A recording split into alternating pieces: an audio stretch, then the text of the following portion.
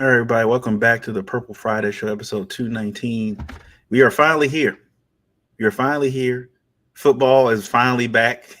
We got a Yeah. little taste of it with some college football um, over the last 2 weeks, but finally we get NFL football. Ravens fans, after all the talking, they've been talking for the last, I don't know, 5 months now about this one game where, nothing's changed.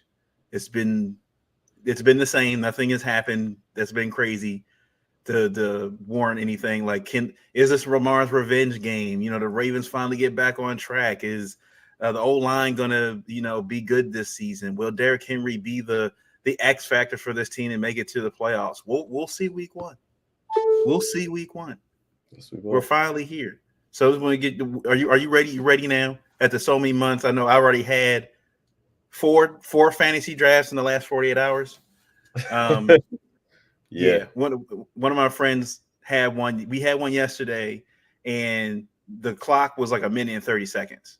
It took forever for that draft to Mm, end. yeah, that's a little long. But I mean, yeah, I'm more of like a 30 to Yeah, 60 at the most, man. 60, yeah, even 45 like a sweet spot, I would no, say. yeah, Yeah, 45 me and seconds. So 30 is a hopefully long time. next year we already said 40. Nah, we can't do this, man. I Yeah. was able to make dinner. I was able to put my son to bed, read him a book, brush my teeth, and I still had Exactly. like 3 or 4 picks to go. I'm like, That's why that's isn't how this my loading? that's how my I did an auction draft for the first time last week. Bruh, that joint took forever because you're literally bidding on every Right. It's single more about thing. I get that one because it's like, oh yeah, I got money to But spend. So I'm like, but I didn't know it was gonna be that. So I'm opting out next year. I can't do that again. yeah, But some we'll see some of these how leagues, this goes. But it was yeah, too much, man. And then the that's clock how. just every time somebody Yeah. overbids, the clock resets to 10 seconds. So like if You people got to keep bidding until somebody going, it keeps stops. resetting until somebody, yeah, until somebody sells. So Yeah, this is yeah, this is why I don't do dynasty leagues because I'm like I yeah, got to keep a couple guys for next season, but I got to lose all the rest of these players. How do I yeah. do? I'm like, I don't have the time or the bandwidth to handle all that right Right. now. Just give me So I my got yearly league. I pick my team, and yeah. let the odds be in my favor. So I got two tonight. So it's gonna Okay. be a long night for me, man. Yeah. Yeah. A long night. Are they at But least spread out like between at least like a 30 minute start time between each or something? yeah, I got one right after this, and then I have a late one at 8:30. Well, not really Okay. that late, Okay. but yeah, around 8:30. So we'll see. I mean, Okay. it is what it is after a long day of work, but we're gonna make it do what it do. Yeah. All right. So Ravens Chiefs tomorrow preview. I mean, look, Thursday night football. This is the one time I think the Thursday night game is not being held on Amazon Prime. It's on Peacock. Hmm. Because this is, I guess, this would be technical for. I think at the beginning of the year they usually do this, right? Where it's like it's going to be. I think it's a Thursday night game, but they're going to call it Sunday night football because Yeah, it's it's Peacock's NB. game. Yeah, Yeah, it was Sunday night production, even though it was on the Thursday night. that's what I So thought. Okay. yeah, And I feel like at the beginning of the year they usually do that kind of stuff because again, these networks are allotted because of the money they paid a certain amount of hmm, games each year, so they make sure I don't care what night it is, this is our game. right. And then of course the Eagles play the Packers on Friday night, first Hmm. Friday they're calling it. So I think this is going to be a thing going forward where we're going to have games on Thursday, Friday, and Sunday and Monday for the first Hmm. week of the NFL season. So Yeah. um, I'll start with you, I guess. How do you look at this game? Again, it's week one. But Hmm. look at the injury report right now. Isaac is hurt. He's in now. He hasn't practiced all. And then, of course, Arthur Millette is out. He's on IR or PUP or whatever he's on right now. So he's out for Right. these next 4 games. All in all, injury list doesn't look bad. And then the bomb has practiced. It looks sounds like in full. He's been out Hmm. there. Kyle Hamilton, who had some, nicks and stuff during the season, during preseason, he's out. He's fully healthy. Derrick Henry's been healthy. Looks like Ali is probably going to play, maybe Hmm. as a backup out there. Yeah. Um, what do you think about this game? What do you think has to happen for the Hmm. Ravens to win this football game? What has to change? We saw what happened in the AFC Championship game. I think that the elephant in the room that the odds on like run the ball Yeah. more than Yeah. 6 times. Let's start off there. Run the ball more than 6 times. But what else do you Please. think the Ravens are going to need to do in Arrowhead? Because they're not in Baltimore this time. They're going to be playing in Arrowhead. Mhm. They're going to be releasing the banner. They're going to be showing highlights from the Super Bowl and their playoff run and all this other stuff. So, what do you think has to happen in this game for the Ravens to come out victorious? Yeah, I think you know, you brought up the AFC Championship game. I mean, it's pretty obvious what we can't do, and what we can't do is not run the ball. I mean, we just went out, we got Derrick Henry, we made the splash move that we were looking for to hopefully get us over the hump. But we have to out scheme a team for once. Coaching is big. Coaching is a real thing, and it's been a long time since we've won a big game, and then at the end of the game, we were like, "Oh my God, our coaching was so great." Like, we haven't said that in a while. I can't remember the last game that's been the sentiment. So I think, for one thing, we're going to have to out scheme them, especially offensively. I'm not as concerned on the defensive side of the ball yet, but we are playing the Kansas City Chiefs. So any defense that's going up against them, there's going to be concerns. But offensively, my number one, concern is going to be, can we outcoach Andy Reid? My number two concern is still going to be the offensive line. Now, we've seen, some footage, we've seen some tape that may have lessened some Ravens fans' concerns out there, which, I understand. My concerns are a little bit lessened, specifically when we're talking about pass protection. But we saw from preseason, even though Derrick Henry wasn't out there, we didn't really get that much push on our run game with our run blocking. It didn't look great. It looked undisciplined at times. And I just think that we have to do a way better job at, executing some of those runs. We have to out scheme them, and we have to do what, we have to obviously take what they're giving us, but we cannot abandon a game plan because you go down 6 or 7 points. Like, we have to stay kind of true to who we are. We want to get back to a bully ball mentality. In 2019, we were kind of pretty much just bully ball all year. We got up on teams and it was just curtains. They couldn't come back. We got Derrick Henry for a reason. I mean, we're not going to get Derrick Henry just so we can play action and roll out and throw the ball every single down. So I think we need to use the weapons that we have. Zay Flowers, he's no longer a rookie. He's coming on his sophomore year. I'm extremely excited about that. I think we need to get him going early and often when we do throw the ball. And, it's obviously a make it or break it year for Rashad Bateman. We need to see what he has for us. So, when we're not running the ball, between Zay Flowers and Rashad Bateman, I feel like I kind of know what I'm getting out of Zay Flowers this season, and I'm excited about that. I still don't know what I'm getting out of Rashad Bateman. And, I'm not concerned about that, but that's going to be something I'm going to be paying close attention to in this first week. But all in all, man, I think, I'm excited to see what this defense is doing under Zachary Orr. And I just want to see kind of, it's going to be a learning game. It's going to be a feel out game. I think when we lose, win or lose this game, is it a huge deal? Probably not a huge deal. Obviously, we want to go in Arrowhead and we want to, just run right through them and win the game. But, if we don't, I don't think it's a major deal. I mean, the Chiefs, they won a Super Bowl last year. They calling it a revenge game. It's a cool mentality, but this ain't the Super Bowl. This is week 1 of the NFL season, and obviously we want to get off to a fast start. But losing it does not end the season for us against a team like the Kansas City Chiefs. Obviously, I want to see us win, and I fully anticipate that we will. But my top concerns is definitely offensive line and coaching. With honestly, coaching is probably the number one thing because we just kind of, we know how it ended last year, and that's just kind of leaves a bad taste in everybody's mouth. Yeah, this is probably not the game you want Zach Orr to be, thrown into the fire in, but he'll realize. I mean, if you feel like the Ravens have a lot of faith in Zach Orr, they could have gone there. Look, with the Ravens and the talent they have, in that locker room, I think there are a lot of young defensive coordinators that have been jumping to become defensive coordinator for the Ravens. Just when you got guys like Cal Hamilton, you got guys like Marcus Williams and Roquan Smith, and now Simpson there as well. Marcus, and Marlon Humphrey, and now you got Wiggins as well, Brandon Stevens. You had so much talent at every level on this defense that the fact that the Ravens didn't even go outside and go find somebody was like, we got a guy right in this house we feel like they can do the job. Now, I will agree. Now, look, I think early in this game for the Ravens, is going to be trying to manage the, I guess, the intensity of the game, right? It's going to be, because it's going to be loud. Kansas City Chiefs is going to be loud. It's going to be good weather. Even in Kansas City, it's not going to be frigid cold or anything. It's going to be good weather, so they're going to be nice and drunk. They're going to be tailgating all day because it's Thursday night game. People are going to be taking off early. Some companies may not even have people go to work. Like, hey, just don't come to work. I'm gonna be at tailgate. Where are you gonna be at? Like, so it's gonna be a party in Kansas City. You already know how loud it's gonna get there. It's one of the hardest places to play in the NFL.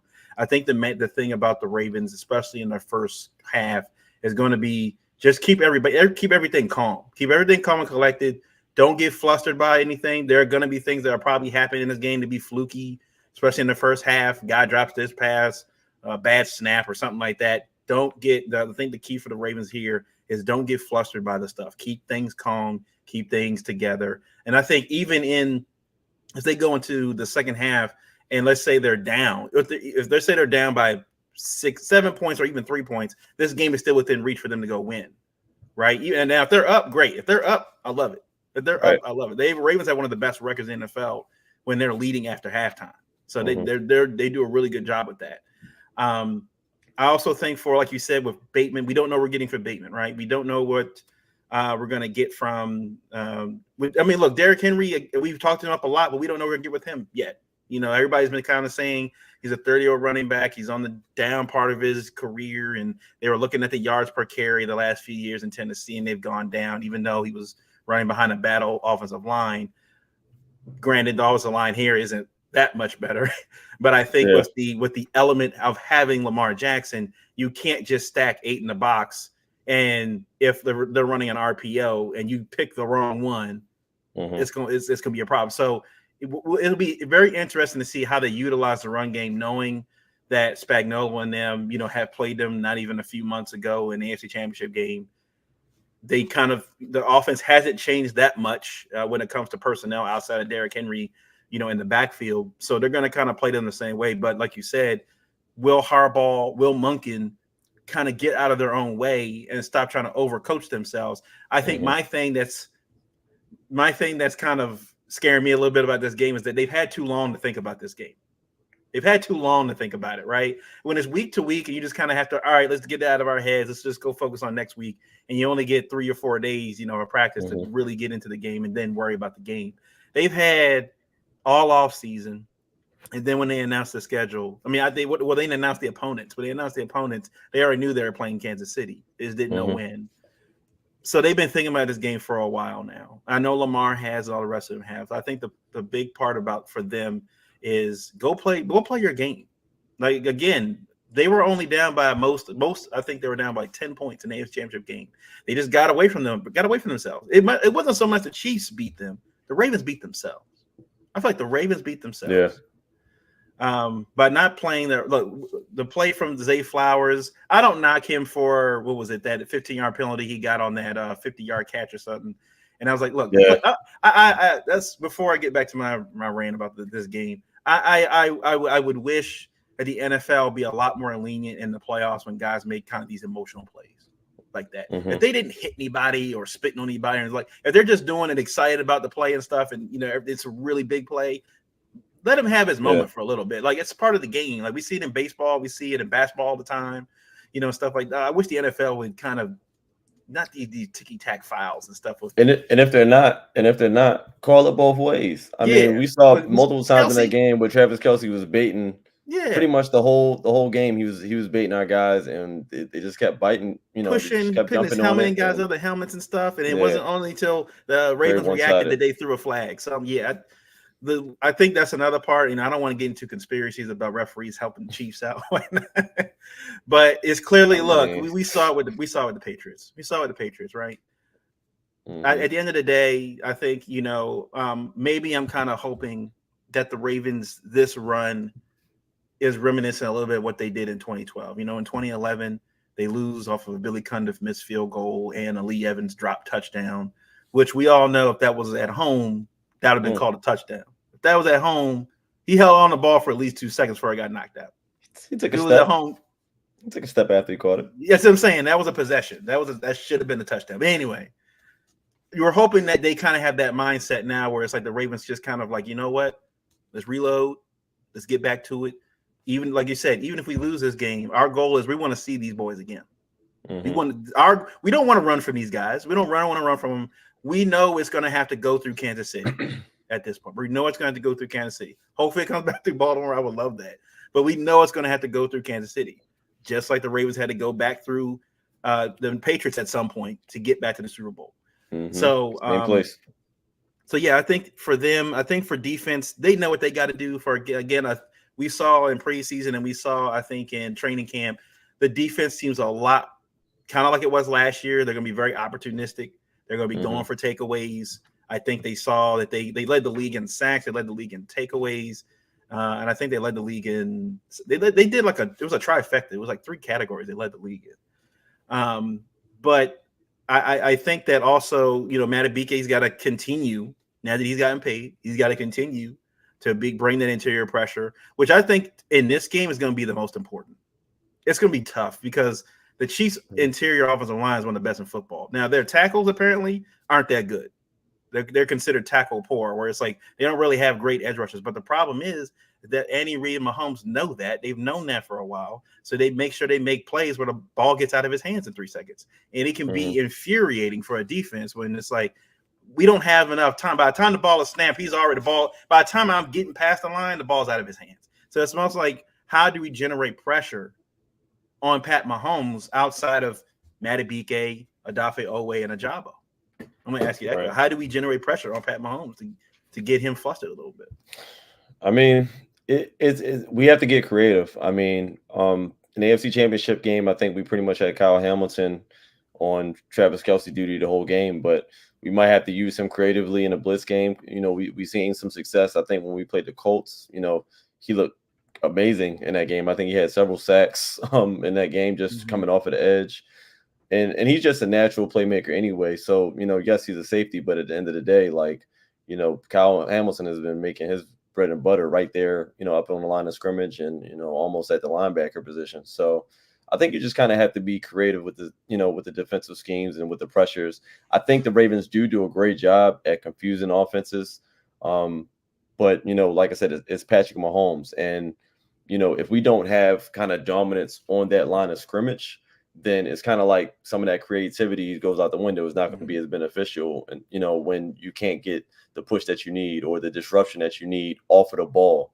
And I think that's where, you know, we're going to have to rely heavily on our edge rushers. You know, we have high expectations for Owe. We have high expectations for, you know, Ajabo. Like you said, Madubuike, I think he's going to be who he is. And, you know, hopefully he can be even better than he was the season before. So, you know, I think it's about guys, you know, dominating the guy in front of them.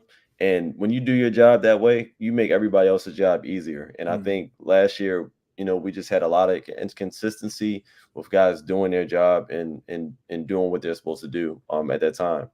And, you know, I think that also goes, you know, kind of both ways. But, you know, since we're talking about defense right now, yeah, I just think guys got to do their job. I mean, if one guy blows an assignment, it's kind of like the whole defense falters because of it. So, you know, I don't anticipate a lot of that happening this season. I'm hoping that they did clean a lot of that up.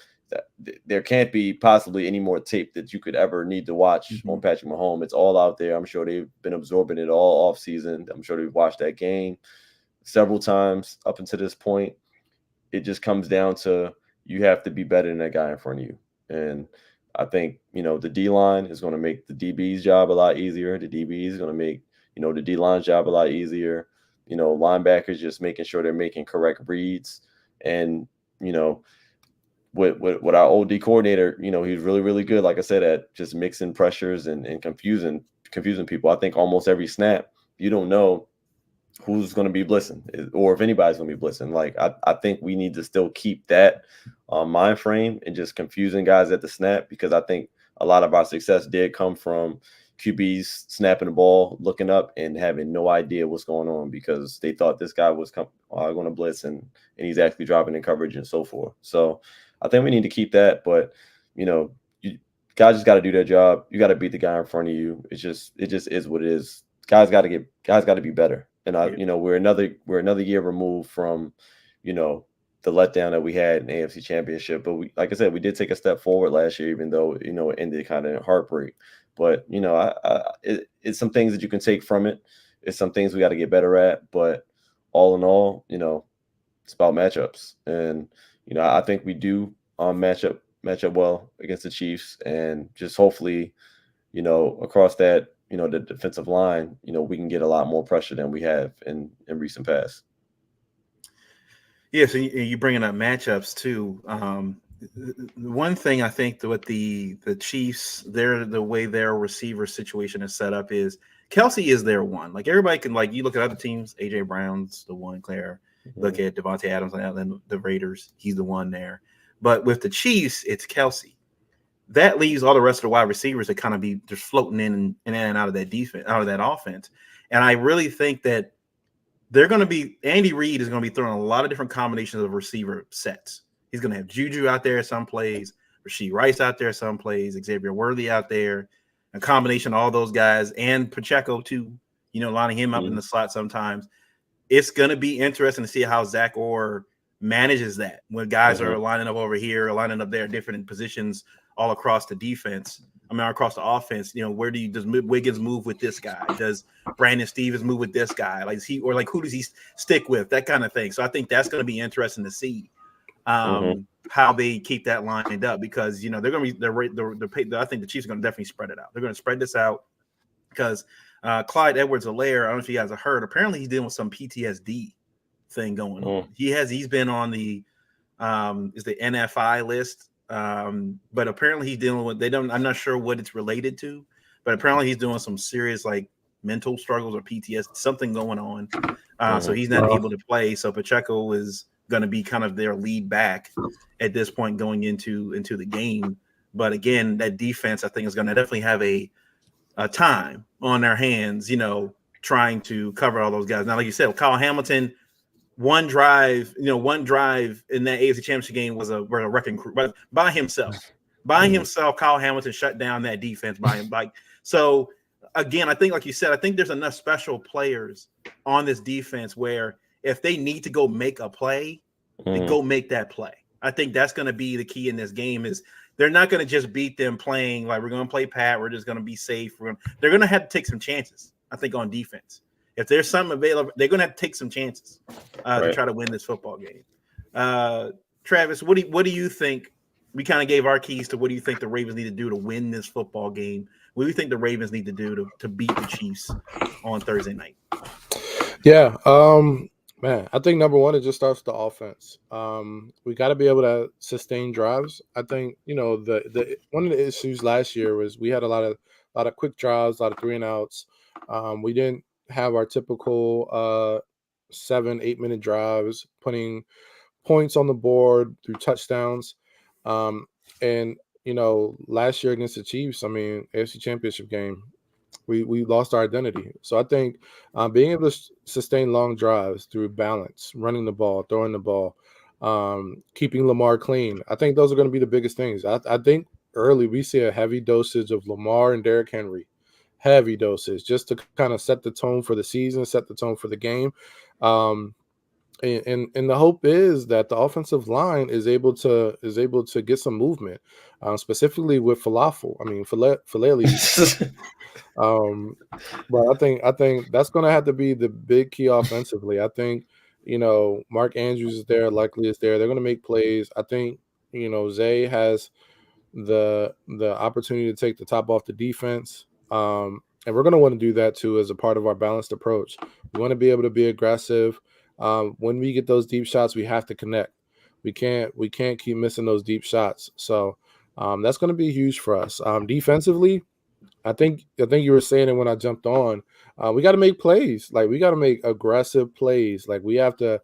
I think we were talking about in the chat. Always going to have to. We were talking about in the chat. I may have just saw it on Twitter. I don't know. Long day. We just spoke about him though, just right before you came on here. So so I'm right on par. Yep. Always gonna have to put that rookie tackle in the spin cycle, man. I saw I think it was Dev or even Cole Jackson saying that, man. He's gonna have to put that rookie tackle in the spin cycle, be aggressive. Van Noy's gonna have to play a good game. Mods is going to have to create pressure. We have to make Mahomes uncomfortable. And when Mahomes makes one of those ill-advised throws, we got to capitalize on defense through interceptions, forced fumbles. It just comes down to being playmakers. I know we can bend and not break all day. I mean, this team has been driven upon and made stops to give up field goals, but we have to make plays and create turnovers, especially against a quarterback this talented. I mean, it's the best quarterback in the league. You have to force him to turn the ball over. You have to make him uncomfortable. So overall, that's going to be the key. Balanced approach on offense, sustain long drives, keep that defense rested, and defense has to put pressure on Mahomes, and we have to make plays, force turnovers. Yeah, like you said, I forgot that they do have a rookie, left tackle over there, so in Kansas City. So, I mean, I don't know if they're going to put a job over there or like somebody. Go ahead and do what you got to do. If you can't beat this man, you can already know it's done. Like, this is a game. I know it's early and it's week 1. You want to give guys chances to redeem themselves throughout the season, but this is one of those games where it's like everybody says like you don't have to have this game because it's 1 week, but at the same time, like, no, you need to have this game. You need to, because I feel like the emotion of the team, if they lose this game, especially if they lose this game by a lot, like if they get blown out in this game, it could damper the entire feeling for the rest of the season. Like, we can't beat these guys. Then everybody's going to talk, can anybody beat the Chiefs? Chiefs are unbeatable. Same thing they say about the Patriots back for the last 20 years. All right, can anybody beat the Chiefs? So I think this is an opportunity for the Ravens to kind of put that, what's that the saying in 300, make a god bleed or whatever kind of thing, when he threw the spear at Xerxes' face and stuff. Like, you got to prove, they're going to have to prove to the NFL world, no, the Chiefs are beatable. Yes, they play great football, and probably 9 times out of 10 they go ahead and beat people. But, like with a quote from Little Giants, 99 times out of 100, they only took that one time. So, I think like both of you guys said, and we've all been saying, I think the key for them is just they're going to have to go make plays. I don't think they're going to present themselves. They're going to have to go make plays. And like you said, I think Zay Flowers, and we saw it in preseason. In training camp, there were a lot of videos of Lamar connecting on those deep passes. So if we've been saying, we said that last season, if Lamar can get that part of his passing game down, he can truly be dangerous. Be dangerous. He's at that point. I'm already think he's an elite quarterback. They came out. This guy Mike Sando released his like top tier quarterbacks, and it was only Pat Mahomes, Josh Allen, and Joe Burrow. Lamar was considered a tier 2 quarterback. Meanwhile, the only other person with 2 MVPs than Pat Mahomes was in tier 2. So I didn't understand that at all. But at the same time, Lamar is not going to be a guy that's going to throw 4,000 yards. He's not going to throw 40 touchdowns. That's not going to happen. Okay, he's a different kind of player. But yeah, I mean, I'll say this. Let's do 2 scenarios. What do you think happens after the Ravens if the Ravens win this game? What's the atmosphere, do you think, in the castle if they beat the Chiefs? If the Ravens, if we win this game, atmosphere in the castle is going to be good. I mean, it's going to be very positive reaction, obviously, especially from our Baltimore fans. If you're talking about, nationally, I think it's going to be very disrespectful. I don't think it's what people think it's going to be. They're already, the storylines are already up. I've already seen on multiple national shows at this point where the topic has been, if the Ravens beat the Chiefs, what does this mean? And they're all going to just say it doesn't mean anything because Pat Mahomes reigns king at the end of the year. He's going to win. The same thing happens. And for the past 2 or 3 years, the Chiefs have historically started slow. So I mean, I get it. I don't necessarily think it needs to be a headline as much as I've been seeing it. I'm in the news, but I mean, I get it. I mean, the Chiefs have started slow. They have not looked great in regular season, especially earlier on in regular seasons. They do just, good enough to, do enough in their division to get to the playoffs. And then, they turn into something else. Andy Reid kicks in, and that's where you see the differences between teams like the Chiefs and other teams. So, if we win, I think the energy is going to be great. It's going to be a great starting point. You always want to start off on a good note. I think similar to last year, we won, some huge games early, and it kind of propelled us into, who we ended up being. And, you want to start the year off early. You want to go into the playoffs strong. I mean, you start the year off strong. You want to go into the playoffs strong. So that's still going to be the goal. And if we lose the game, I want to say it's not a big deal, but it kind of is a big deal only because, yes, is the Ravens, but also we're looking at, the record that everyone's talking about, the 1-4, 1-5, whatever the record is with Lamar versus Mahomes. I feel like with Lamar it's 1-4. It might be 1-4, yeah. Might be 1-5 with Harbaugh or something. Yeah. So, that's what I care about. I want the narrative to flip at some point. And,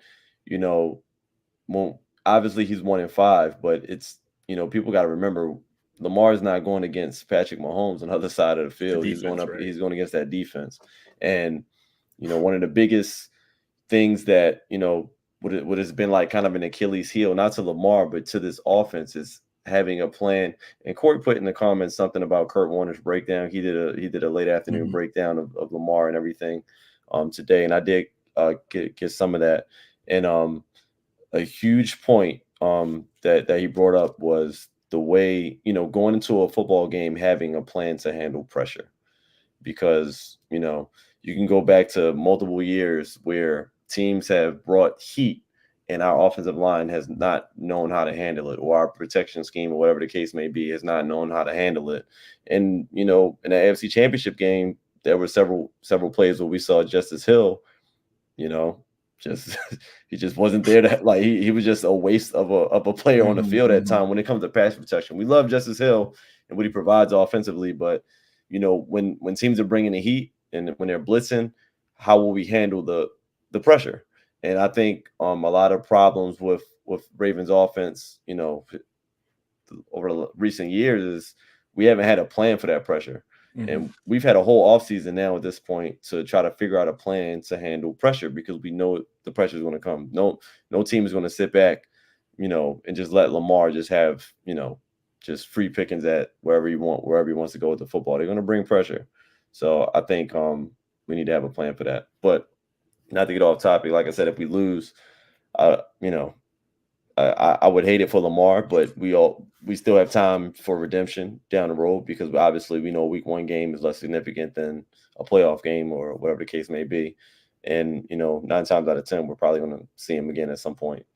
And a win, like I said, it's going to feel great at the Castle. It's going to feel great here at my residence and in my house. We're going to feel good about it. But, we're not going to get no love in the regular season. It just is what it is. Ravens have been known to dominate the regular season. It's just is what it is. We're just looking for a good start. We'll let the noise be the noise on the outside, but both scenarios are kind of, it is what it is. Yeah, externally, there's nothing positive that comes from us winning. Externally, if we win, like they're gonna discredit it. They're gonna act like it's a preseason game if we win. If we lose, it's the end of the world. Lamar is overrated. He's not an elite quarterback. He's not an elite passer. We need Mike McDonald. What else? We don't have offensive line. Don't have receivers. Derrick Henry's old. He's washed. Yeah. Harbaugh isn't smart. I mean, he isn't, but nothing positive comes from us winning. Look, let me stop before this podcast goes to the next level, and then we got to answer for these comments. But if we lose, let me go internally. If we win, I think this does a lot for the team's confidence. I think it feels like revenge, but it also gives us a boost going into these next couple of games. I don't think this win will give us the energy that'll sustain us the whole year. That's going to have to come through, practice, habits, so forth, so on, development. But I think if we win, that could give us some energy going into those next 3 games, with the caveat that it also could be cause for a letdown in game number 2 against the Raiders, because we know what we're famous for under Harbaugh, the Harbaugh game. Yeah. So get it out of the way early if that's the case. Go ahead and get it out of the way early. Not to the Raiders. Please, not to the Raiders. Please, not to the Raiders. But I mean, if we lose, I think internally, I don't think, unless we just get completely completely demolished, I don't think it's a cause for panic. We've had some bad game ones before in the past. I think we've had 2 game ones where we had at least 6 touchdowns thrown on us. Once against the Broncos, once against the Steelers, I think. That was a little minute ago. That was a little minute ago, though. Yeah, Wasn't that was yeah. But I'm just saying we've had bad game ones. Yeah, that's but, true. That's true. But you know, I don't think it's going to be a cause for concern. Internally, just because it is game one. You know, we didn't play our starters in the preseason like a lot of these teams. So there's going to be some kinks out there, and hopefully it's not early. You know, I'm hoping we come out and just smash them in the mouth. Pause. But you know, I think you know, there's nothing to panic. You know, unless we just get completely dominated. So. Yeah, I think that's like, there's nothing that's going to be gained from this, from winning the game. They're not going to automatically say, oh, the Ravens are here. The Ravens are going to be the ones to take down the Chiefs and stuff. And they'll just say, oh, right, the Lamar got lucky or whatever. They caught it was a celebration night. They were focused on celebrating. They were focused on blah, blah. Like you said, from losing the game, there's a lot. Now, the only saving grace for that is that they only have about a day or two to talk about it, because they go right to the Eagles-Packers game the next night, and then on Sunday you got a full slate of games. So hopefully that noise, whatever happens, gets out of the way and you focused on week 2 and keep it moving. Mm-hmm. Now, the one thing about the defense for the Chiefs is that now L'Jarius Sneed is not there. He's in Tennessee now. So he's a big part of their secondary. So hopefully that will help Lamar pass the ball there. And, you know, they also said that Monken they're letting Lamar get more control in this offense. We may see him under center a little bit more in this game, kind of commanding that old line, especially with how young they are. I think it's going to be very important to have that communication, maybe look like a little Peyton Manning-ish out there, where he goes out there and he's like telling the protection package, hey, you over here, you over here, you over here, whatever.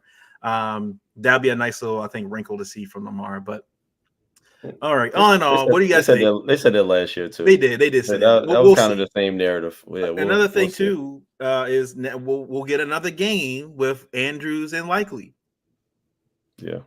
Hopefully this is a different outcome, because it felt like that they kept throwing to Andrews when he got in the Gates championship game and didn't throw to Likely at all. So it was just like, hopefully they can remedy that and be a bit more some more complex passing schemes. Yeah, I often wonder if they would have let Andrews sit for one more week.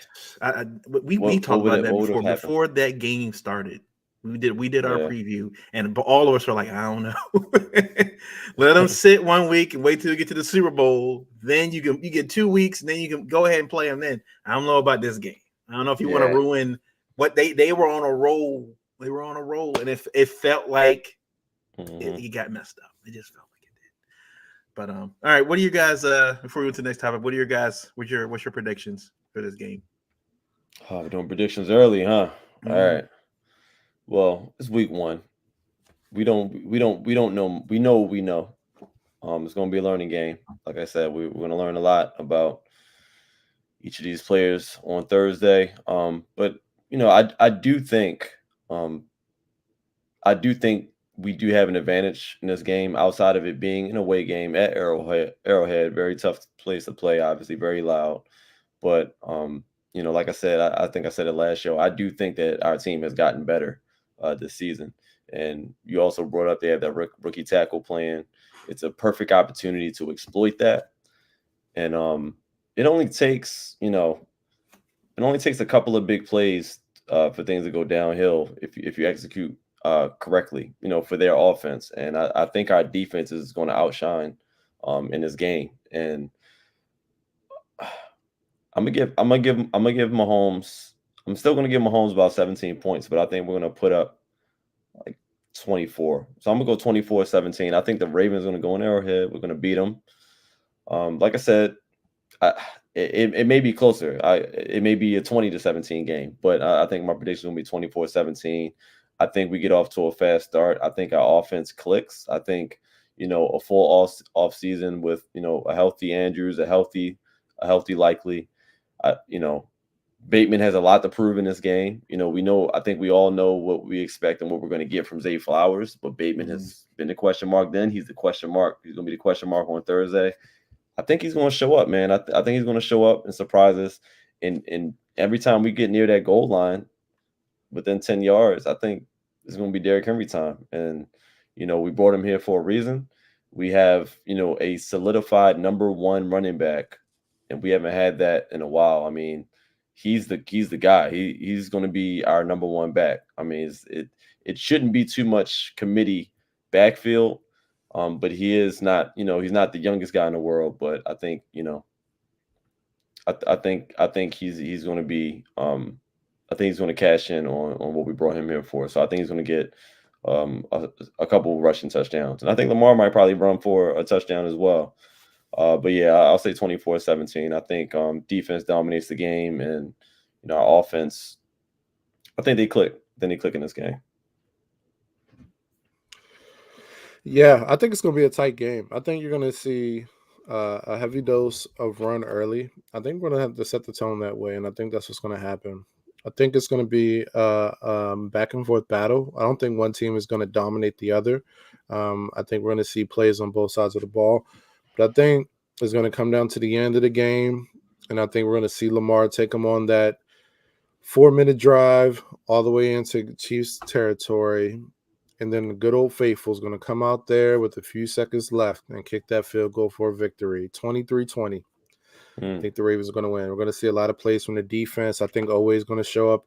He's going to show you all what I've been saying for years and what I said about Brandon Stevens. That guy is a player. Owe is going to show you all. This is going to be the start of his 10-sack campaign. Okay. Make sure you put that on FanDuel too. Right. Make sure you pick that futures bet. Oh, I put it on. I put 50. I put 50 cents on it. 50 cents on it. That's a confident bet right there. I got Nate Wiggins as defensive rookie of the year too. Just want to throw that out there. Ooh, okay. I like that. I do like that. Go from almost all the way to all the way away. Okay. All the way. All the way. Okay. We're gonna see real soon. Yeah. I think. You guys said, yeah. I mean, I think it's gonna. The key for the Ravens are going to be definitely managing this clock. Don't give Pat Mahomes more than opportunities he needs. Don't give him extra opportunities to go win this game. If there are plays where you don't feel comfortable and it's 4th and 2 and you're on your side of the field, because I know Harbaugh wants to try to do some stuff like that. Just punt the ball, make them go 90 yards. Let their defense play defense. Like, don't give them short fields because you're trying to be, be cute and stuff and trying to show off for Andy Reid. Don't try to do all that stuff. So I'm hoping he coaches one of his best games. I'm hoping Harbaugh coaches one of his best games here. I'm going to say that the Ravens win 30-20 and with a Nate Wiggins pick 6 mixed in there. Ooh. I think Nate Wiggins shows off that elite speed and just takes one to the house. Like that too. Starts his defensive rookie of the year campaign right off the bat. Hey, he had a phenomenal preseason game 1, man, or game 2, whatever week that was. We can get the Hamilton stuff we got in the championship game and Nate Wiggins from preseason. Man. Hey, I think we're going to see more Xavier Worthy than what people think too. Yeah, Hollywood is going to be out. I think Wiggins is going to be a Xavier Worthy show. And that's going to be who drafted right? Who drafted right? Speed on speed. Yeah. All right. Let's move on to college recap. There were some big games, obviously, this past week. We'll start off with Colorado playing North Dakota State. Great game to watch. It was a good game to watch. It didn't. I said it when we did the preview. I was like, this game might be a little bit closer than we think. Mm-hmm. It might be. It was closer than I think it was. It was like this team, North Dakota State is generally coached pretty well. They've been the Division II or 1AA, whatever, champions the last few years. So, and they played like it. They didn't play like they were afraid of Colorado. And even though Colorado didn't have the best record coming out of 2023, because it's Deion, because of the national media attention that they get, everybody's going to play them like they're the number one team in the country. They just are. North Dakota State was physical in that game. They were hitting in that game, but I'll give a lot of credit to Travis Hunter, who balled out. I mean, he balled out. I mean, it's unbelievable. I love that play where he catches it. Like, he literally puts his hands behind the quarterback is covering him. And he just puts his hands behind it and just catches the ball. And right before that, they showed on Instagram, I think after the game, that Shador was basically yelling at Travis, like he's draped, he's all over me. I can't. He's like, catch the ball. I don't care. I don't give a damn. Catch the football. And Travis like, all right, bet. He said, I'll go catch it. And he caught the football the very next drive, catches the football. I think Shador threw for like 400 yards. I think Shador like threw 450. Yeah, in that game. They're already expect they're saying that he's gonna probably go to the Raiders. They expect the Raiders to have the worst record in football this year. So they expected him to be a Las Vegas Raider with their number 1 pick if it lands that way. But that defense for Colorado. I mean, we listen. It's bad. It's bad. It's not good. You brought Warren Sapp in there. I don't know if he helped with that D line at all. They couldn't get any pressure. Like it was bad. North Dakota, their quarterback was doing whatever he wanted to. In the second half, I feel like they did make some adjustments, and they started to get a little bit of pressure. And they have a running quarterback. Like that boy got wheels. Like he was once he get outside every the pocket, time he was a threat. And he did that one play. I think he ran a 30-yard touchdown. They were on the Colorado. I'm like, there was nobody in the area. Yeah, no Colorado play in the area. He just walked into the end zone. Yeah, they were playing a very, very simple game plan. They were spreading them out and letting the QB just freestyle. And all that space was opening up. And it's hard, man. It's hard to build a defense in college. Like it really is. Like Colorado. I feel like their defense was way worse last year, though. With all that being said, it was definitely way worse. And obviously, is North Dakota State like the range in talent in college is like night and day. So it's kind of hard to judge off of this game because it's like we don't know much about North Dakota State, obviously, but they look good against Colorado. As far as what the expectations were, like what people were betting on, but they didn't look great, but they did look better in the second half. I'll say that. They did. Like, they did. They did a little bit. When the game was on the line, you can see that they kind of mustered up a little bit. Yeah. It got a little bit better, and I guess it's something to hang their hats on. Just to. Then they got something. They got week 1 on film with all the new players that they have and everything like that. So we'll see. I mean, it's a lot of competition they're gonna have to see coming up on their schedule, but it's a good start for them. And it's good for them to not have blown them out and think that there's something that they're probably not. No, they're going to fight. They're going to fight this year. Yeah, I got a feeling a lot of their games are going to go like that. Yeah, and I think the thing with Colorado is Dion called it out, man, is the players might not be investing everything they need to. Because I think he challenged them this week, like, hey, y'all need to study film like North Dakota State did. Because that team was well coached. They were disciplined. They knew the game plan. And they came out there ready to play. Colorado, I mean, outside of 3 players, I didn't feel the same way. Like you could look like Shador is just an NFL QB. You see, Travis Hunter is a future $130 million receiver. Yeah. You can see that. It's evident. Then you look at the rest of the team, it's like, what the heck? Like, I think they were picking on the corner opposite Travis. Shiloh. Like that whole. Oh, no. Shiloh's what safety? No. He's a safety. Yeah, Shiloh's at safety. Shiloh looked bad, though. He didn't look great. But the corner that was opposite Travis, they were picking on him. And I just don't think the game plan was too amazing for Colorado defensively. They have a lot of room for growth. I mean, they have a lot of young guys out there, a lot of transfers. So there's a lot of room for growth and to gel and to get better. But Jimmy Horn looked good. Yeah. Except for some drops. He had a couple. Good. Yeah. But that boy Dylan, what is it, Raioli, the Pat Mahomes lookalike, he's coming to town this week, and that boy can ball. He can throw. I thought that was actually Pat Mahomes. Like I didn't know what I was watching when I saw him for the first time. If he doesn't get Pat Mahomes, if he doesn't go to the NFL, he can be a body double. Go get hired as Pat Mahomes body double, make some money. He's Chubby Mahomes. Chubby Mahomes. Yeah, Chubby Mahomes. But that boy can throw and he can run. Yeah. So they're going to get really tested this week. I mean, if they think that North Dakota State QB was something, wait till Dylan Raioli comes, or however you say his name. Ravioli. Yeah, Dylan Ravioli. Like when he comes to town, I mean, they're going to be challenged. But offensively, the blocking was better than last year, but it still has a long way to go as they get deeper into their schedule. But Shador looks great. Travis Hunter, I mean, I don't have to say anything. Y'all saw the highlights. Man, that man was making plays that all boy's over out the of this field. world. He's him. He's him for sure. Like, He's I mean, a that top 2 pick. He caught like a stop route. He just stopped in the middle of the field, shook a guy, and ran 40 yards for a touchdown. Yeah. Like when you got a receiver that can just catch the ball at 5 yards and then run the rest of the way, make a move. Yeah. Like, yeah, he's that guy. He's that guy. Like the guys like the comment on the game when Travis caught the ball. I remember watching the game. My mouth was just like, I was like, what? He caught that? That was supposed to be a back shoulder. That was I was like, horrible throw. That? Horrible throw. Right, he put it in a terrible spot for Travis. The guy had his arm around. I assumed it was a drop. Yeah, I thought he dropped it. He's like, no, he caught it. I'm like, what? He caught that? It's crazy.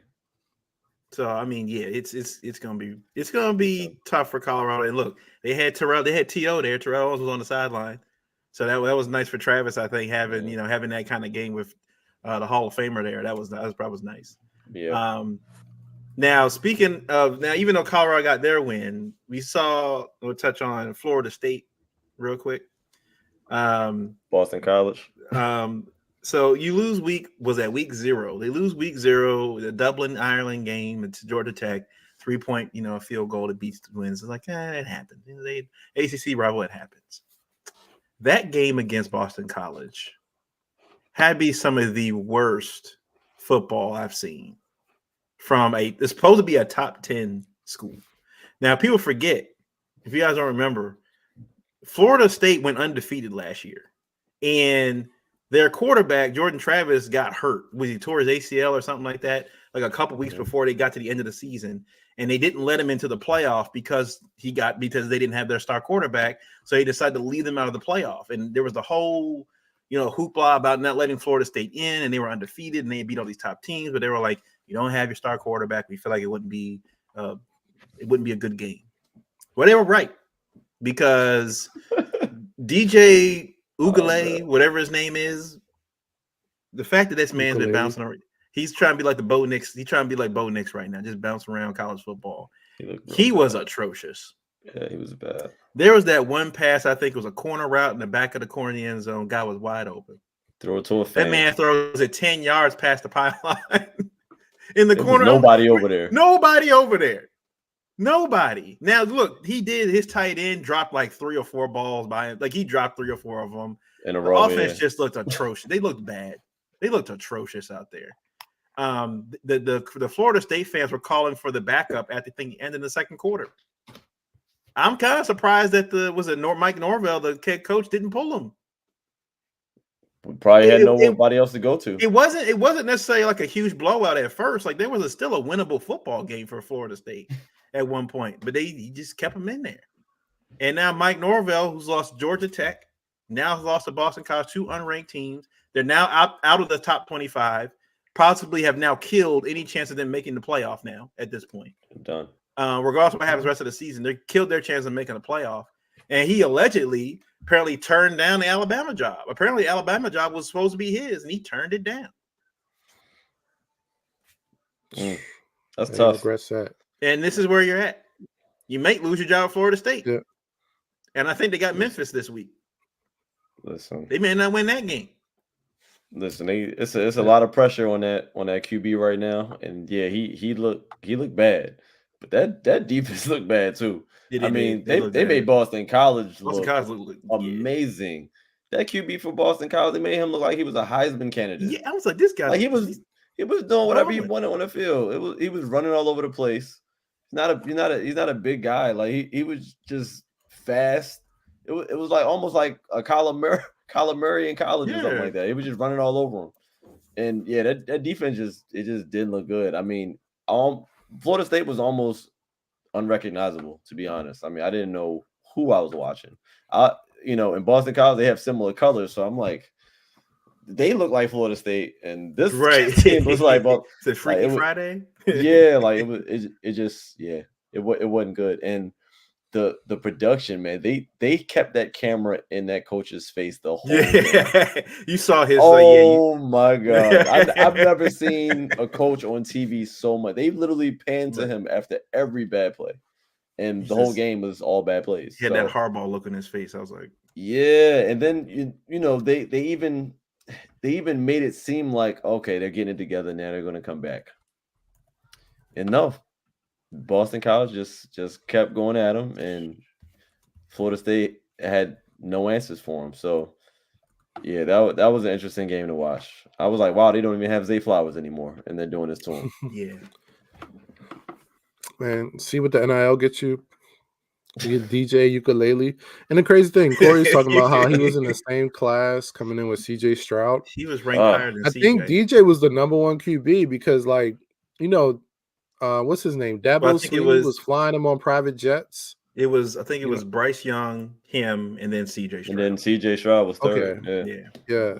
So this guy was like, they were talking about he was one of the best high school quarterbacks. I remember when he came in. Full talent, and then he's been like a bust. Like he was okay at Oregon State, like okay. But at Clemson, I mean, he couldn't move the offense ever. And then here, I mean, he looks like the Clemson version of himself. Like the guy is just, he truly peaked in high school. That's what it looks like. And I mean, you put all that NIL money into bringing a quarterback across the country just to go 0-2 in your first two games. Like, I think somebody posted on Twitter, like, Florida State is really getting their revenge for not making the playoffs last year.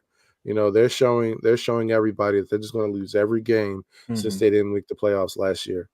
You know, it's just unfortunate, man, because this team had a lot of potential coming into the season, but quarterback play is important. Like, regardless of the defense, quarterback play is very important in college because, I mean, you see what Shedeur has done with the scraps he has at Colorado. You know, he's been able to like really make that team look a lot better than probably talent-wise they are. Between him, Travis Hunter, and Jimmy Horn. But you see the opposite effect in Florida State. I mean, they look awful. Georgia Tech and Boston College, those losses back to back, that's awful. If they go 0-3, you know, that coach is out of there. Or he'll be fired before he's done. But you can't go 0-3 at Florida State. Yeah. Especially not your first three games. Like, are you crazy? While bringing in a quarterback with all this NIL money. And that was his decision, right? He didn't want to go anybody else. There were a lot of other guys in the transfer portal he could have go pick, but he wanted him. Yeah. Especially with Miami winning their game. You know, they beat Florida. Big game for Miami. Going there and beat Florida. That was a good game. So I'm hope Miami's back. I like it. I like college football when Miami's good. Miami football is good. And did y'all peep all the Florida recruits in the front row when as the Miami players were exiting? Yeah, I love to see it, man. That was great. The image I remember from the Florida State game was just watching all the college students had painted themselves full body, and by the time halftime rolled around, you can clearly see that they were like, I wasted 3 hours in the bathroom to do this.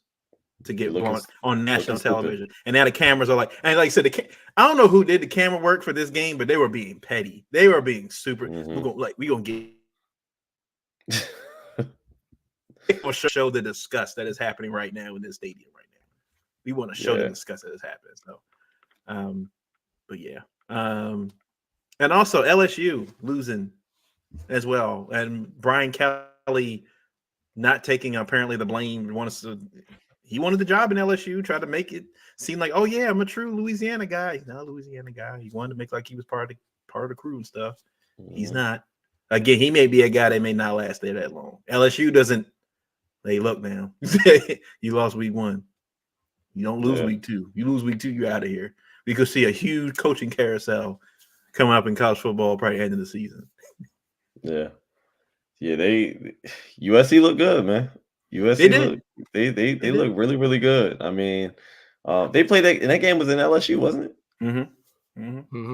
Yeah, so like, I mean, that's huge. USC coming in your house and getting y'all out of here. I mean, it was a really, really good game, back and forth. I mean, USC got some dogs on that team. I mean, that receiver, that QB, he was going crazy. I mean, he was making plays when plays were needed to be made, and they just they were just able to score a few more time, one more time than they did. So I don't know. I did watch majority of that game, but at least it was more of a respectable loss than that Boston College game. I think LSU you still can't be losing, but at least they lost to a little bit more respectable opponent. It's just that well the QB is he I guess he was Caleb's backup pretty much the whole time he was there. USC. Yeah. Yeah. And obviously, he's benefited from that experience. I mean, he stepped right in and looked phenomenal for the most part. So, I mean, I don't know if it says more about USC than it does, LSU losing, but it's looking good for USC going forward. I mean, that's a good way to start their season at the expense of LSU, but it is what it is. Yeah, it's kind of crazy that USC looks like a way better team this year than they did with Caleb. And maybe it's just guys like growing and developing. I'm not sure Mhm. how much roster turnover there was, but man, they look really good. And I don't think LSU looked bad. I just think USC just looked really strong. So I good. think it came down to plays here and there. I mean, I think both quarterbacks played pretty well. I don't know what Brian Kelly was doing to, kind of like putting his quarterback down.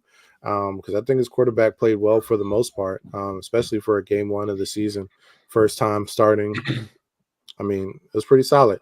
I mean, it just comes down to plays at the end. And USC made more plays, but I was really impressed by USC. I actually thought they were going to take a big step back this year, losing Caleb, but they look better, way better. hmm Yeah. So I mean, let's look at before we get out of here, some quick week one NFL matchups. We got, of course, Packers, Eagles. Do some quick takes real quick. In Brazil, Eagles players they don't seem too happy playing there. Based on the interviews they've done, they've asked them how's it like playing in Brazil. They're like, it's just I'm no, not it's mad. I'm not mad at that either. yeah, they're just like, I don't want to be here. I'd rather be back in either in Philly or Green Bay playing this game. I don't want to be here for this. You ever heard anything about the Packers? So do you think the mindset for the Eagles in this game is like sour grapes kind of thing? Like we don't want to, we got the last straw when it comes to the international games, or is it like the NFL is just kind of biting off more than it can chew when these now you're playing in Brazil all of a sudden? We got the And Germany, yeah, we got the England thing, but the Brazil thing just kind of didn't make sense, right? yeah. NFL don't care. I mean, we know what we know what their intention is to make most money as possible, and making their brand global is at the expense of whoever it is. I mean, these guys are still making millions of dollars, so I don't feel like super sorry for anybody. But come on, man. Like I'm not mad at the Eagles for feeling the way they feel. I'm pretty sure the Green Bay Packers probably feel the same way too. They're probably just not as brash about it in the press. But listen, you have a whole football season, and then the season ends the way it did, and then you have a whole off season to put things behind you, get better, train, preseason, all the hard work you got to put into it, and then week one you got to get on a 10-hour flight and go to Brazil. Like, I, I I'm not mad at them having an attitude about having to do all of that week one. Like, you just did all this preparation, and now the first thing I got to do is get shipped off on a 10-hour flight somewhere to play football. Like, it is kind of like the short end of the stick almost, but just because I just feel like it's an inconvenience for guys who've been preparing all this time. But like I said, do I feel sorry? I don't feel sorry for them. I just kind of understand what their frustration is, and just having to deal with it. I mean, this is also kind of like an experiment almost, because the NFL don't really know what to expect out there when it comes to the not really the player experience, but just the experience of just having this game out there, the fan experience out there, safety concerns. Like, there's a whole bunch of questions that they have kind of up in the air that the NFL is, they're about their money. So, they're gonna figure out a way to globalize this sport. They've been doing it every season. They've been adding a country or two every single season that we've had it. So it's no shocker. It's just that, like, wow, you just had to throw this week one. Like, you're really they're doing the most to make the most money, which I get as a business at the end of the day. But I mean, me personally as a fan, I like it. Not necessarily that they're going to Brazil, but I just like the fact that we got football on Friday this year. Like week 1, we get football Thursday, we get football Friday, we take a little break on Saturday, and then we come back right back Sunday. We back in front of TV watching the game Sunday and Monday. So, it is what it is. I'm not shocked that they're upset. I probably would have a little attitude too, because who feels like doing all of that? It's not like they're going out there to vacation. They're not. They're going out there to play a football game and come back home. So, I get it, but every team once in a while is going to have to go through that. Jaguars do it every year, but it's a little bit different for them, and the flight ain't that long. So, yeah, they're in Brazil. Yeah, I don't know if I feel sorry for them. There's a lot of good things in Brazil, but I think the NFL, they gotta everybody relax. I don't know nothing about Brazil. Yeah, right. I don't know what you're talking about. But I think I don't know the Brazil NFL, there are a lot of bad things in Brazil. They're gangs, and I think they got to think about player safety. They're so focused on making the money. Player safety has to be like a thing, and it seems like the players are actually worried about this. So, NFL really has to consider this long term, because if there ends up being an incident in one of these locations, I mean, so it takes one, right? A lot on their hands at that point. It's a PR nightmare at that point. But I definitely resonate with any negative feelings towards this in week 1, because it's a lot. It's a lot, and we've seen good and bad the effects of the traveling to international games and what it's had on teams. And I think a lot of teams, they just want to focus on winning. They don't want to go international at the sacrifice of winning games, especially when there's so much on the line. With teams like the Packers and Eagles have a lot to prove this season after last year, and the Packers want to make it further. They're a team on the rise, so I can definitely understand any contention with player safety, with the travel, and this happening so early in the season. So I stand with the players, but at the same time, like I said, enjoy your time down there. Enjoy your time down there the best you can. Look, that's all I'm going to say is, look, they got a little less than 10 days until the next game. It would behoove them to just leave after the game's over. Just go home. Go home. Go home to your wife. No, nothing good can happen staying another day or two. Just can't. There's going to be a lot of urge to stay. Just go home. Just go. Just go home. Yeah. What about next week? It's like you gotta focus. Like, is my contract that I currently, the money I'm making right now, worth me staying an extra day left to my own devices? Yeah. And that's how they're gonna tell them, like, look, we don't see you guys until Monday. We're not having practice till Monday. Hey, that's week 1, which means it's a lot of checks at stake after that. I'm getting on that team playing. Yeah, I got at least 17 more checks. Like, nah. And these players, they literally spend their whole offseason traveling to wherever they want to go. Like, you had a lot of time to go to Brazil if you wanted to, right? Yeah, they're doing it anyway. They don't feel like flying this 10-hour flight out to Brazil. But right, yeah. So, what was the other big game? We had Cardinals, Bills. Oh, Steelers, Falcons. Since we're doing AFC North, Steelers, Falcons going to Atlanta. Kirk Cousins first game in Atlanta. Russell Wilson playing in the Dome. Got a little bit similar to what he's playing in Seattle. Do you think Kirk Cousins makes his debut and makes it successful, and you see a revamped Falcons offense with Kyle Pitts and Bijan Robinson, or the Steelers defense kind of take over this game? And are they playing in Atlanta? They're playing in Atlanta, yeah. I think the Falcons are going to dog walk the Steelers, honestly. I mean, I'm not even I feel like I don't think the Steelers are really going to show up in this game. I think it's going to be a brand new kind of offense orchestrated by Russell Wilson, and I honestly just don't think they have enough chemistry at this point. I think they spent all of offseason splitting reps between two quarterbacks, and I don't know if that's nearly enough for Russell Wilson to go out there week 1 after being named a starter maybe last week and do any real damage against the Falcons. I like the Falcons, not only Kirk Cousins. I do like that addition for them, but was Bijan Robinson's over there. Mhm. I think he's gonna take a step up this year. I think he's gonna have a even better year than he had last year. So, I think for those reasons, um, I think the Falcons are gonna fare well. I think they're gonna score kind of easily against them unless we find out that Falcons offensive line ain't like that. And then if that's the case, then obviously, Steelers have TJ Watt. And like I've always say, he's a game changer. If you let him loose and he's dominating a football game, things can go a certain way. But if they take care of him, I'm not really too concerned about whatever they have left on that defense. I think, between Kirk Cousins and their weapons over there, I think they get it done. I don't think the Steelers scare them whatsoever. I think the Falcons will be a lot better team this year. Man, the Steelers are going to look like the Broncos from 2 years ago in this first game. That defense is going to smoke Russell Wilson. They're going to smoke on that Russell and Sierra pack Sunday night. Whenever this game is. And Sierra too. She going back home too, right? She'll be back home, man. right? Back home. Yeah, she's gonna go home pregnant by the Falcons defense, bro. Like that's going. All right, damn, bro. It was here, and you took it.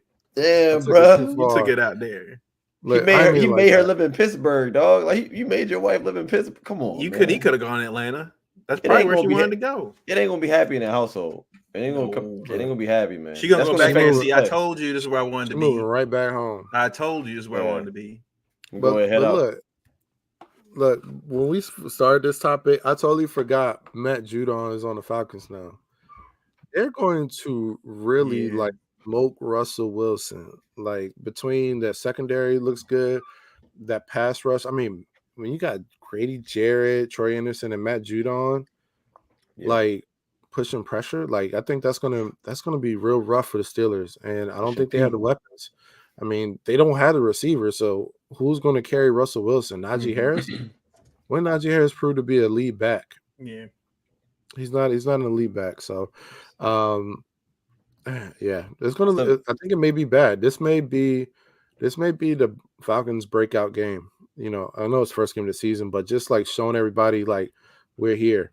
I think this is going to be that game. And unfortunately, this is going to be the first of a couple games that's going to end up with Justin Fields starting by week 4.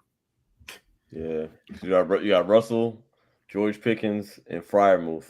And I don't know if that's going to get it done. No, and Jalen Warren's still dealing with his hamstring, I think, right now. So you don't really have another option at running back. So Najee just being the only, he can't be on the field every play.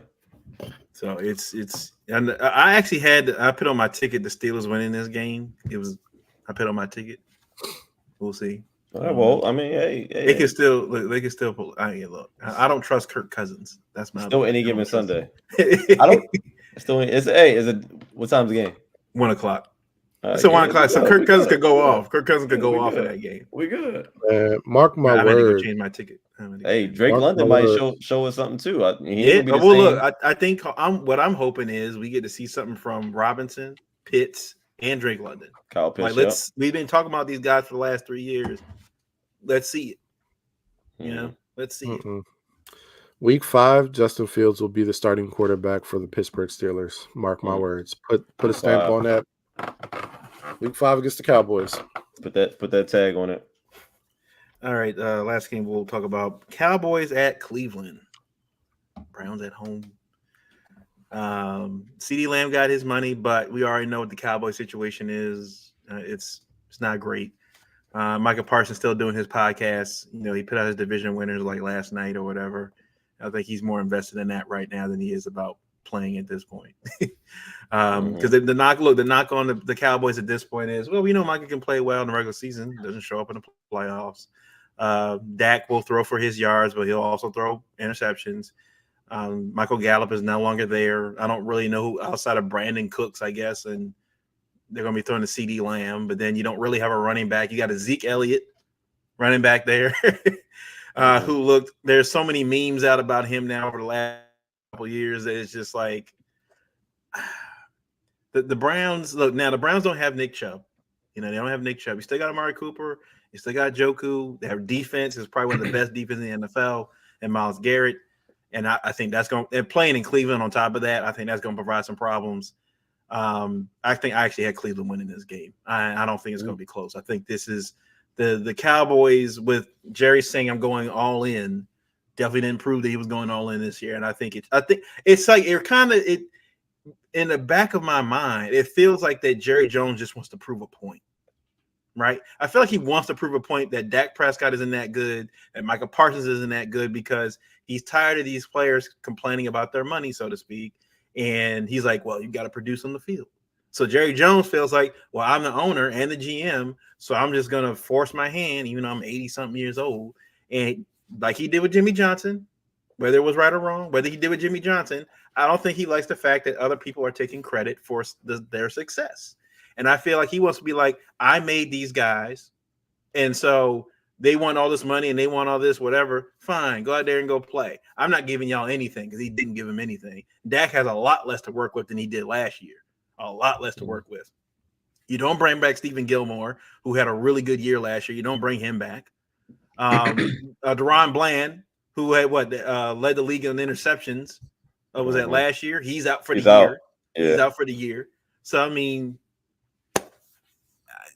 it could be the Cowboys could miss the playoffs this year, for real. The Cowboys miss the playoffs, and the Browns. Look, I think the question is, what Deshaun Watson are we going to get in this game? Are we going to get the Deshaun Watson we saw at the end of that Ravens game in the second half of the season, where he started kind of balling out before he got hurt? Are we going to start seeing that Deshaun Watson, or is he going to revert back to what he's been when he got there? I think that's the question everybody's been saying since Deshaun Watson signed that contract. Is he going to at least go back to what he looked like in Houston? He's got some good talent there, some decent talent. I think they got Jerry Jeudy. They didn't play well in Denver, but they hope they can get something out of him. Kevin Stefanski, I think, is a really good head coach. I give him that much credit. With everything that's going on there in Cleveland, I think he's done a really good job coaching that team and getting into the playoffs and stuff. So, but in Cleveland, again, week one, that Cleveland fan base is going to be rabid. They're going to be drunk by 8 a.m. It's not Dallas. This is a blue-collar town in Cleveland. It just doesn't feel like a good recipe for the Cowboys and kind of trying to get back on the horse, so to speak. So I got Cleveland winning this game. Yeah, I do think it's going to be a good game. But it's the Browns. And we have a Micah Parsons who's healthy coming in there. It's obviously a lot of offseason stuff that's been going on with the Cowboys, but they're from what I heard, they're all lining up on Sunday in this game. So, they got CD fresh off a deal. Dak will be Dak. I think the biggest concern for the Cowboys that I will have, I think what will make the game a little bit closer than what it probably would be is Myles Garrett.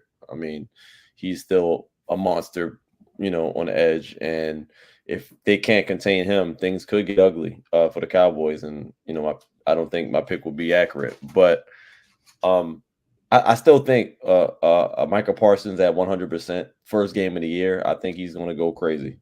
And the way Deshaun Watson handles that remains to be seen. I mean, the last few times we've seen Deshaun Watson play, we still haven't really gotten a gauge of what he's going to be capable of doing. He's been injured off and on. But, he has had a whole offseason now, and, they restructured his deal. It seems like, things are on up and up over there. So, we'll see. And, I just think the Cowboys still have a little bit more weapons than Cleveland. I think Cleveland without Nick Chubb is not the same team that they were with Nick Chubb. So him being absent as well, I think is going to be a big factor. But I still got Dallas winning this game. I mean, I'm not too thrilled about what their running game is going to be and everything like that. But I still think they got more weapons on their side, that can get it done. And, what's his name? Jake Ferguson, that tight end. He's a monster too. Yeah, and good. He's been showing up all season last year. So I think the Cowboys will still get the win. And Njoku is a really good tight end as well, but he still hasn't taken a step. It's big plays that he leaves out there. Sometimes he drops the ball. Not really too enthusiastic about what he's done so far, but he's still a good tight end. But I don't think Cleveland has enough. I think they'll find a way to blow that at home. Yeah, I got the Cowboys. End of the day, and I'll keep it short and sweet. Deshaun Watson is still the quarterback of the Cleveland Browns, and he is not the same quarterback anymore. He's not going to be able to withstand the pressure from Michael Parsons, DeMarcus Lawrence.